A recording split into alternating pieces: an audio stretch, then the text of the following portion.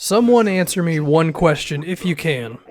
Why the hell did Phil Jackson give Carmelo Anthony a no-trade clause? Because now I'm sitting here with a guy in Melo who, to be fair, is still a good player. He's a good dude, and for some reason, some magazine putting him as like the 60-somethingth player in the league, I would disagree with that one.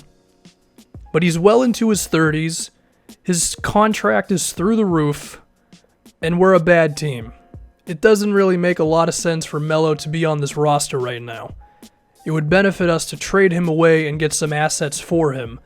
The problem is, because of that no-trade clause, our options for the guy are very limited in terms of the teams we can trade him to, and as a result, the assets that we can actually get back for the guy. And given that he has 1 year left, and then he has an early termination option, which I assume that he would terminate his contract, I'm not going to commit to any long salary guys, guys with a lot of years in their contract in order to get Melo off the roster. I still want a move that benefits us, because it's not like we're a complete joke right now in terms of the roster. There's, of course, Kristaps Porzingis, who I want to embrace as the number one dude on this team. I want him to have the most shot attempts. I want him to be involved in basically everything we do.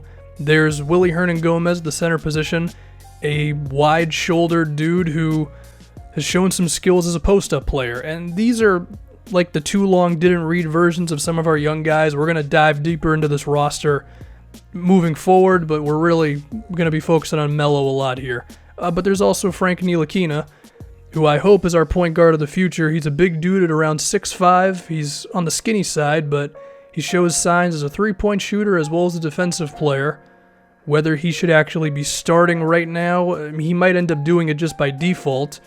And then there's also Tim Hardaway Jr., who shows a lot of potential as an offensive player. My ideal situation for him is probably coming off the bench because his defense isn't really there.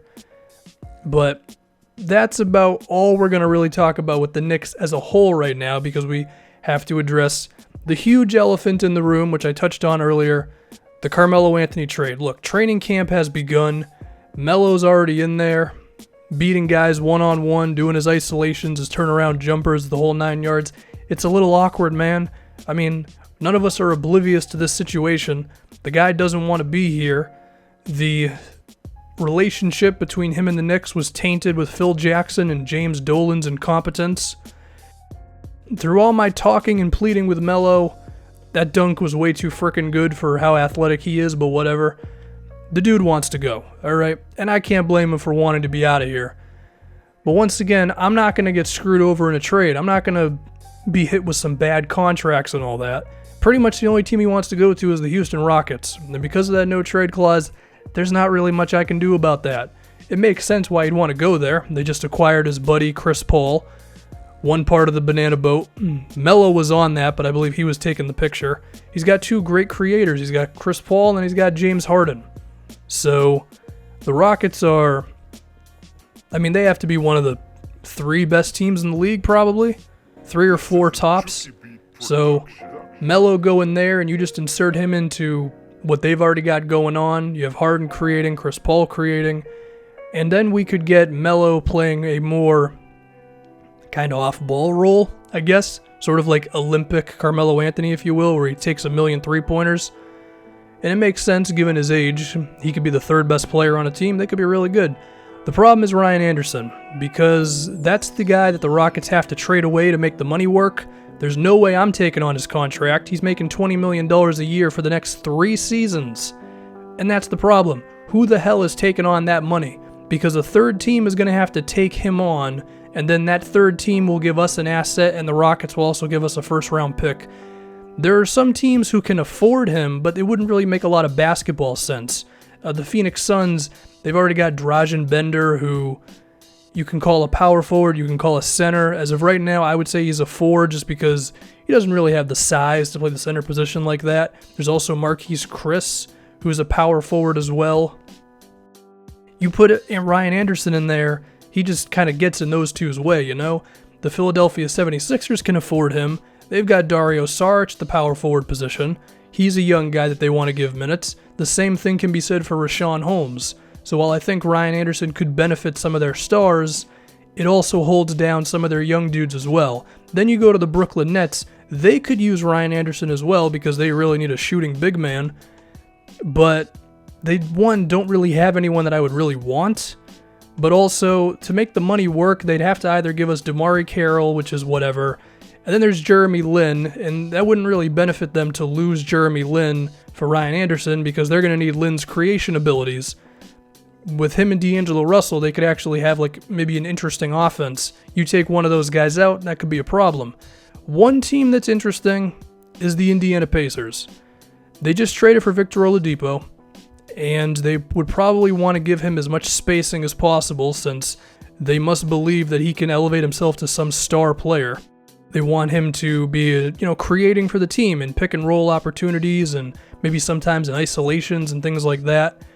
And you insert Ryan Anderson into there, and yeah, he would definitely open up the floor for Victor Oladipo to do some things. And one of the guys we could actually take back in the move would be Darren Collison, who could be a placeholder at the point guard position for us for at least one season while Frankie Akina comes off the bench. Because to be honest, I don't think Akina is ready to start right now. At least Collison is an okay enough NBA player.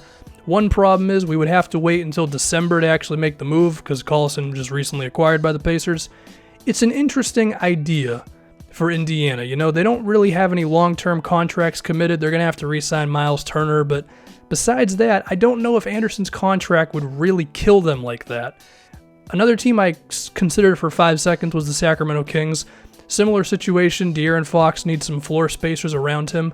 Problem with that is they just recently got Zach Randolph to play what I assume the power forward position, even if I believe he's more of a backup center given his age and lack of athleticism. But they also have Skal Labissiere at the power forward spot. So Ryan Anderson would kind of be a logjam for them. But the Pacers, that one still kind of intrigues me. I don't think it would really hurt them too drastically given their situation of being a bad team and want to make Oladipo's day as easy as possible. So it's an idea, I guess. There was also the Cleveland Cavaliers, who at one time were on Carmelo Anthony's list. They got busy this offseason. Of course, Kyrie Irving wanted to go, so they had to acquire the dancing Isaiah Thomas. They also have a lot of guys on a one-year deal. There's Shumpert, who he's actually got a player option coming up, but pretty much everyone else is on a 1 year. So it's like him, it's Channing Frye, there's Richard Jefferson. It would be a salary dump, and we would get a first-round pick from the Cavaliers, but I wouldn't hate it just because we get a first-round pick out of the deal. The question with that one would be if LeBron is actually going to stay, and we're going to have to monitor that one throughout the season. If LeBron is committed to staying to the Cavs, then I think Melo would be willing to waive his no-trade clause in order to go to them. Here's the reality, all right? The dude's only going to say yes to the Rockets and potentially the Cavaliers, and maybe some other team who can emerge out of nowhere. We're going to have to see it. So as a result, we're not going to get some great haul back for the guy, but as long as we can get a first from another team as well as salary relief, it's not that bad. Plus, trading him would benefit us because it makes us worse, and then our own pick would be higher in the draft.